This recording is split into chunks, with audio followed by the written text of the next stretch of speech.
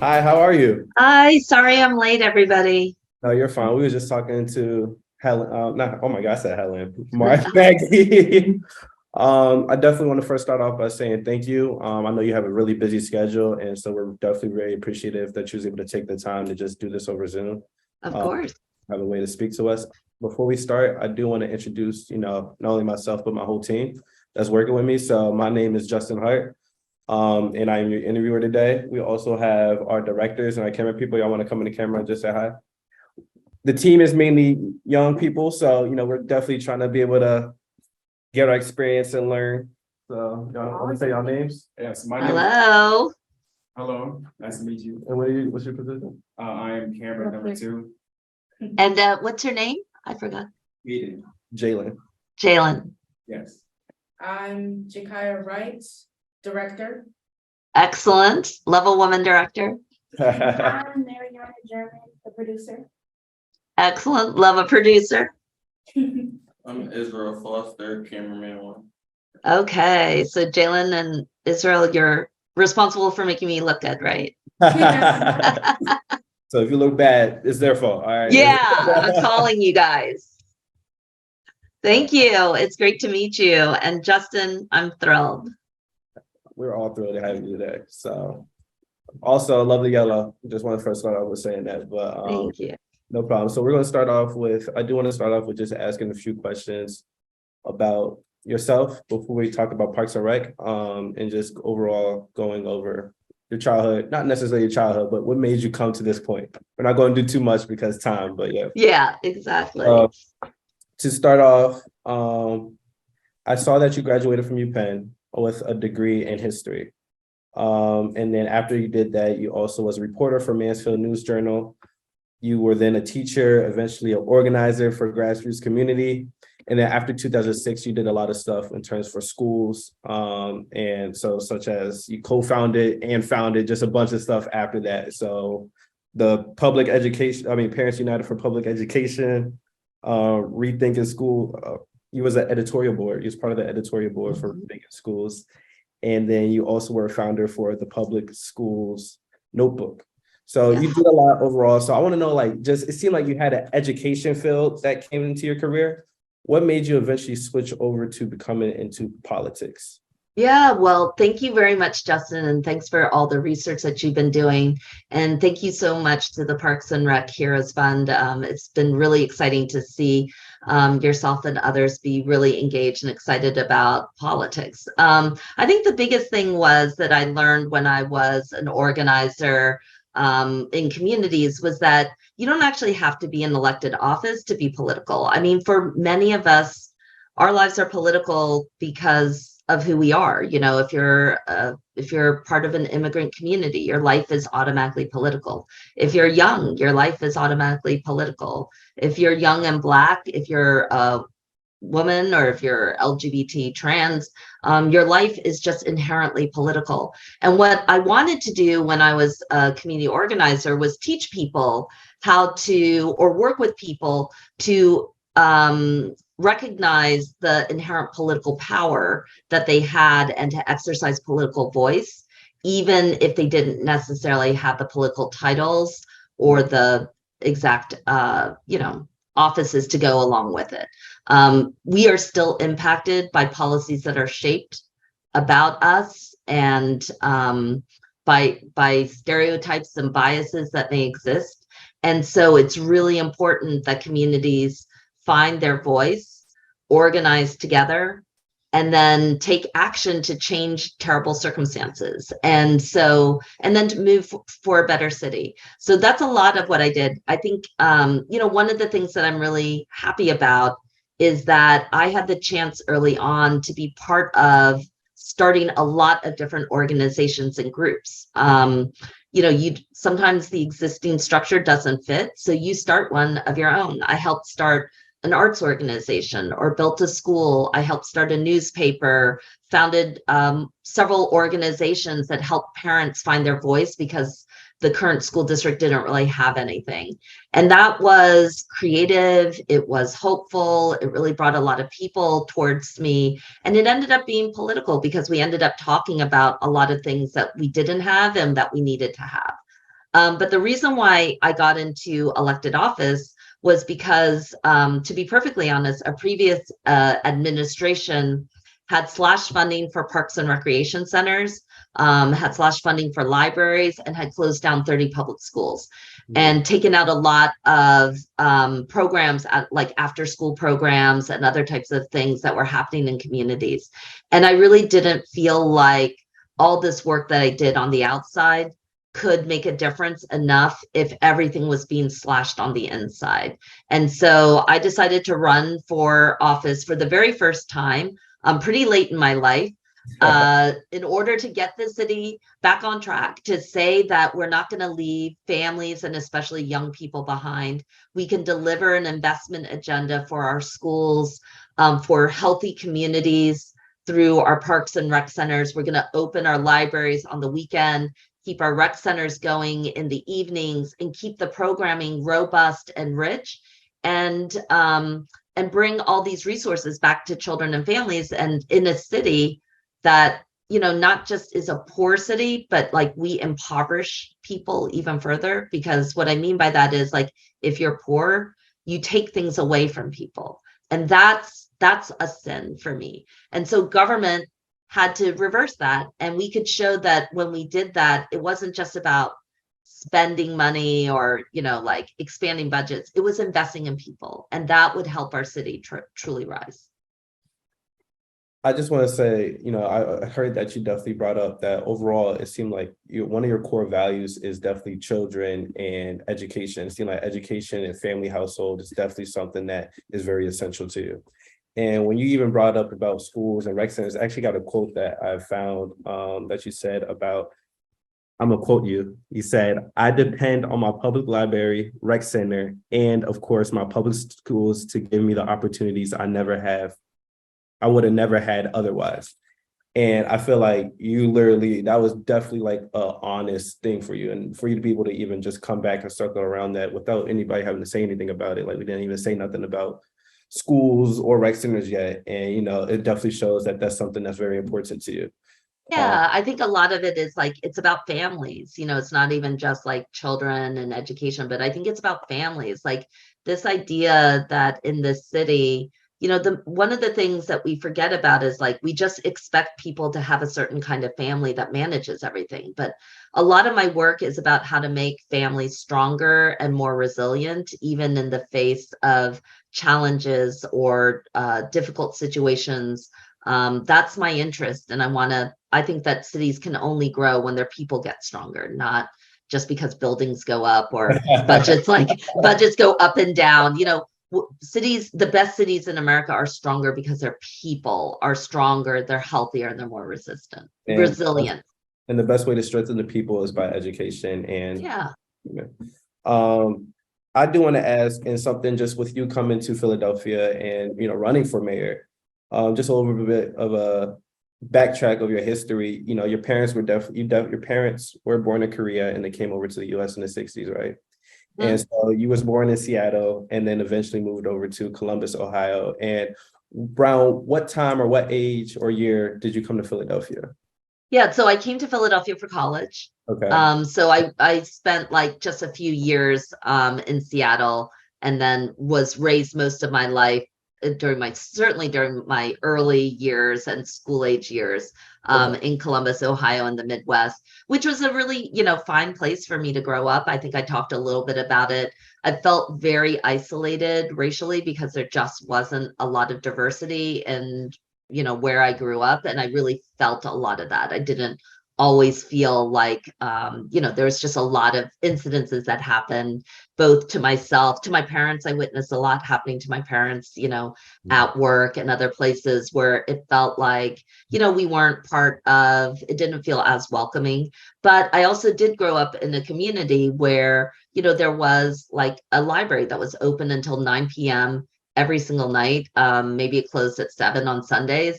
But, you know, when I didn't have books in English at home, I went to my local library. And, you know, I didn't have a lot of diverse friends. So I got to meet people and learn how to, you know, sew and play tennis and like run track through my rec center, because I wouldn't have had that otherwise. Mm-hmm. And, you know, it really just reminded me that when no matter, what happens in any individual's life, the whole point of having these public spaces is for people to come together and do things that they might normally not have the chance to do. And that's why I value them so much, and why I value, that formative time in people's lives when it feels like things don't quite fit, you find a home in other places. And I think, like, as an immigrant, daughter of immigrants, one of the things that we learn early on is, like, home is what you make and family is who you find. And it's not just something that you can take for granted, because oftentimes we don't have that kind of infrastructure. So that's always felt like what I wanted to do in elected office. And as mayor, I want Philadelphia to feel like home, and I want to treat us all like we're family and nobody gets left behind. I like that. And it seemed like you already had such an impact, like rec centers had an impact on you at a young life. So I think, that's definitely going to be something I'll bring back up later on in this interview. And even hearing that there's definitely racial challenges that you had, seemed like, your whole family, or, not just your family, but you were able to still be able to overcome that and break through. Especially, I know your dad was a computer engineer, right? So even he kind of was a computer technician, so not quite an engineer. Okay, so but still overall able to still keep on overcoming those obstacles that were in the way. And actually the last personal question that I had for you, which was going to be more on you being Asian American, was as the first Asian American woman to serve on city council, can you highlight some of the challenges you had to overcome?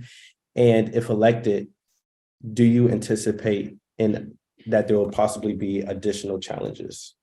Yeah, I think there's no question, I think Asian Americans as a group, generally don't have a footprint in Philadelphia, in American culture or political kind of narratives. There's very little understanding in history or in schooling. I would dare to guess that there's just a handful of incidences in which Asian Americans as a group ever really come up in most young people's educational experiences, in terms of, like, how they influenced, history or law, culture, and others. So, when I was elected, I was very clear about how it was important for the city not just to see somebody who was Asian American, but to see how Asian Americans have been part of the fabric of Philadelphia for a very long time. Like I said, I came in very late in my life, and I talked about a history of work with an Asian American community that had fought to make sure that families or communities wouldn't be displaced by gentrification or development. I talked about how Asian Americans had been part of a diverse and multiracial community of people who fought for good schools, or a group of people who were working for fair labor rights. The workplace also wanted to make sure that we had affordable housing and a way to call home, and then especially fought, against a justice system, particularly around,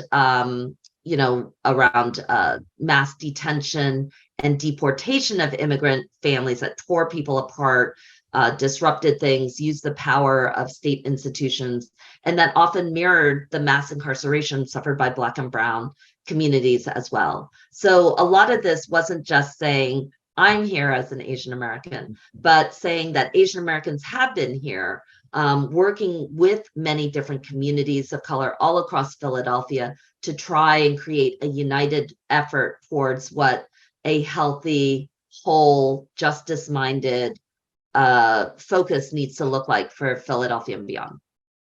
I love it. I love that. And I think that's one thing that you brought up, is that sometimes the groundwork is happening and most people just don't see it, what I mean? And so, it's all around, but it's not always, the spotlight's not always shining on it. And so it's happening without us even knowing, but the work is happening. And so there's many people, like you said, that's pushing along with you, that's behind you and supporting you.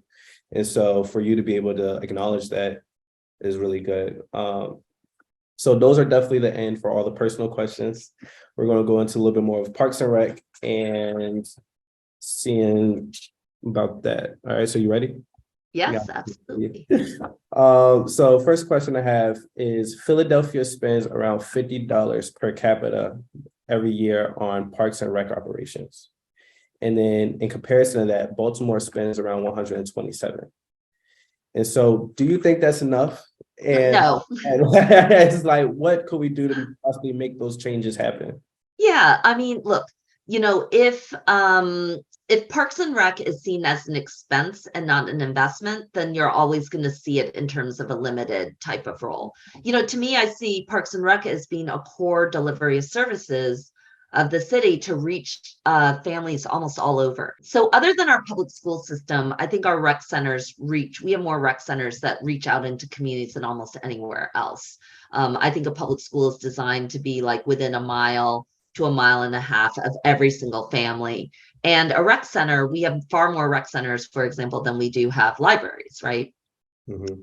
And the budgets are roughly comparable. And so, I think right away you can probably tell then that the budget for Parks and Rec is definitely not what it needs to be. But more important, you don't need to look at a budget to really know how well a park and rec center is, being able to meet the needs of the communities, because no one needs to know, you don't need a budget line item to know when a park feels unsafe, dark, unclean, and unwelcoming. You don't need a budget line item to know when your rec center isn't open at night, or whether there aren't a lot of programs that are going through the rec center, or whether the rec center looks like a modern rec center that might exist in other communities, just a few miles outside of Philadelphia's boundaries, right? Like what I often say is that our institutions are the way that we show our love for our young people and for our city. And when those institutions are not functioning, when they are in disrepair, then no matter what we say, it doesn't matter. You're not exhibiting the investment and love that you profess to have for the very neighbors and communities and taxpayers whom you serve. So everything that I try to do is not just about the line item. It's not just about how much money you can spend, but whether that money is actually reaching as many people, whether we're opening up, expanding, whether we're modernizing our facilities, whether we're running programs that engage people. So I don't look at things just by spending, but I think you can tell we're clearly not spending enough, and we've increased the budget, recently, but we need to do so much more. I want to see more people participate in the Parks and Rec Center system. So when public systems shrink, I consider them to be failing, not their budgets. I don't usually start with the budgets.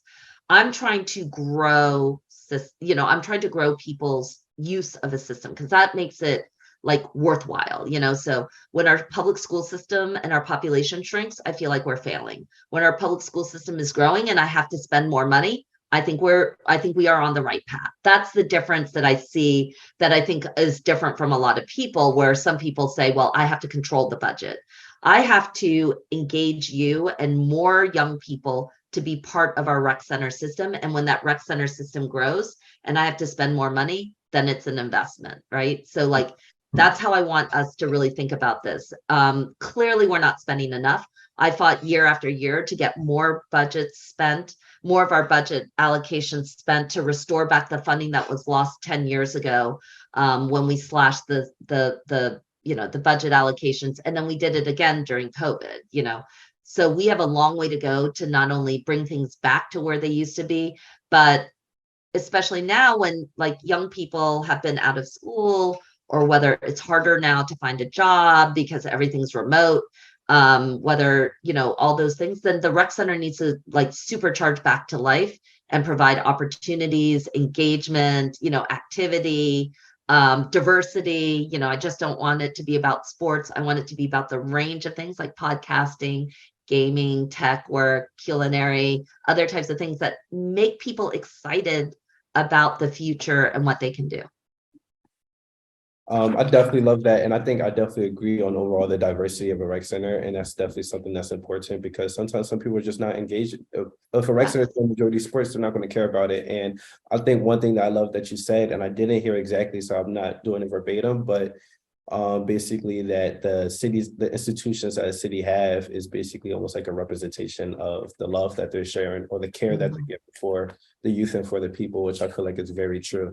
And so that's actually going to make me move on to my next question about the cleanliness and the safety within a park and rec, right? And within Parks and Rec, I feel like I wonder, how will you be able to make sure that Philadelphia's 300 Parks and Rec centers are safe and clean, so that way they can feel like that's a safe haven?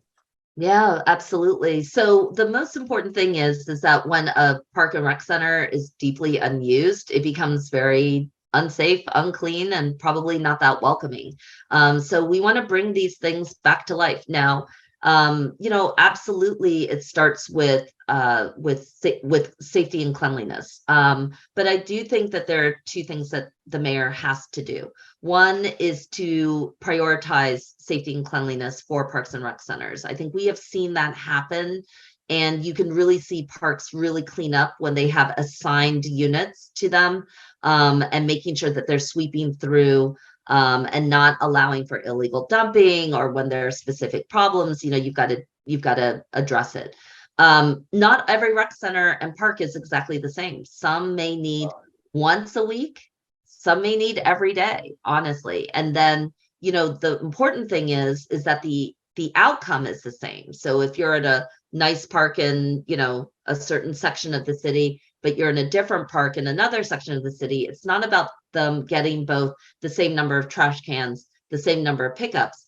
Some of them need more. And that is but the outcome has to be the same: a safe, clean, well-lit, bright place that is a safe haven for every young person and every family member or senior who wants to be part of it. When it concerns with cleanliness, right, and overall, do you feel like the cleanliness of a rec center could also correlate with the gun violence? I absolutely do. And I think it's not just me who thinks it. I think there's research that proves it.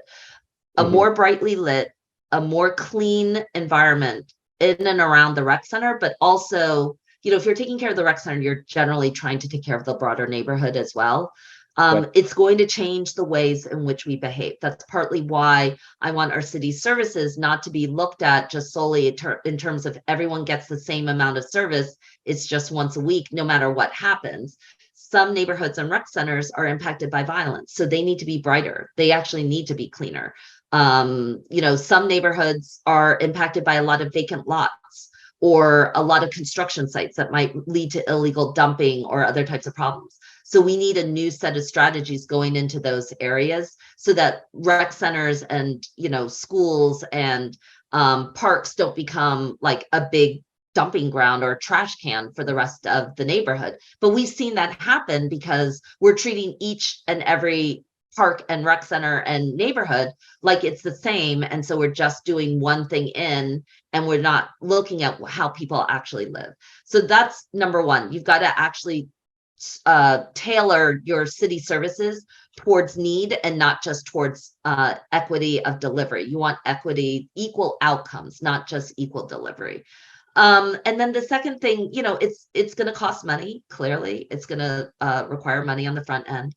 But I think that's all the more reason why we need better partnerships and community-based partnerships in our rec centers. So while we're working to get our city services up and going and moving as quickly as possible towards helping those in need, we do want to make sure that we're piloting and partnering up with communities who can help open up rec centers, engage our staff, provide programming that, we only allot one person per rec center, which doesn't really make sense. There's just a rec center leader that's just one staff member. That makes no sense when you're trying to run a vibrant year-round program that meets needs of seniors and of family members, of young people. You're managing outside structures, you're managing inside. So I just think that's too hard. That's why we're seeing so many like rec centers just be kind of like not reaching their fullest potential.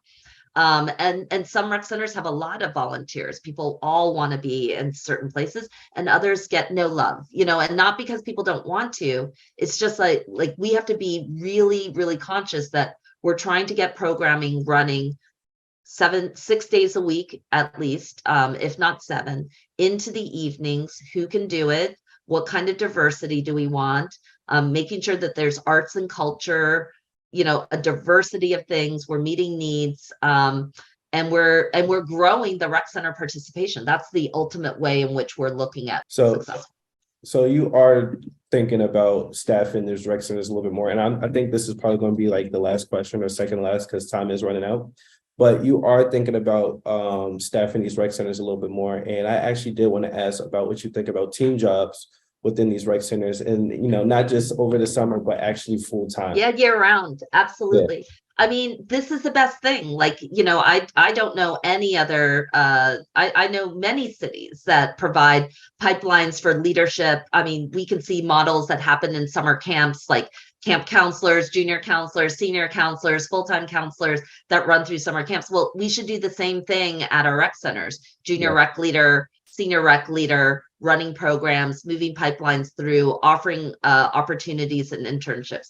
This isn't just something that's like good to do. It's actually pretty essential because I do actually need to staff our rec centers. And I hope that everybody who is watching this podcast, who's a young person, thinks that, oh, my talents can be used in so many different ways.